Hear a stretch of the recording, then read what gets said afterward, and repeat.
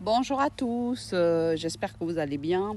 Bienvenue à la forêt des sapins verts au pays de Folifoland. Alors vous savez aujourd'hui qui est le pays qu'on appelle Folifoland. Donc je vais vous faire passer une petite, mais très court, c'est un petit voice parce qu'en fait j'adore enregistrer les gens quand ils m'appellent.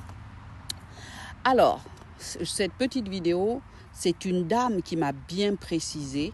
Je ne vais pas vous faire écouter au bout, mais je vais juste vous faire écouter la voix de cette femme-là. C'est une femme qui m'a précisé que Franck Nicolas adorait harceler les femmes.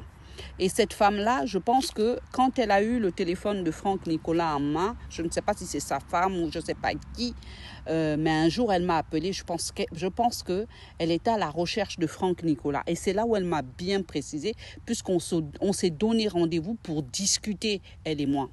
En fait, après ce coup de fil-là, et c'est là où elle m'a bien précisé que Franck Nicolas conduisait régulièrement les femmes à se suicider ou à être à la catastrophe. En fait, il harcèle les femmes, ce monsieur Franck Nicolas, qui travaille chez BNP, qui travaillait à l'époque chez Nacticite AM, et aujourd'hui qui travaille chez BNP. Écoutez, cette femme, peut-être Franck Nicolas a dû dire il n'y a pas eu de femme, elle n'existe pas. Elle existe exactement. Écoutez sa voix. Madame Renaud, bonsoir. Voilà, donc si je me permets de vous appeler aujourd'hui, c'est que je pense... Vous l'avez écouté?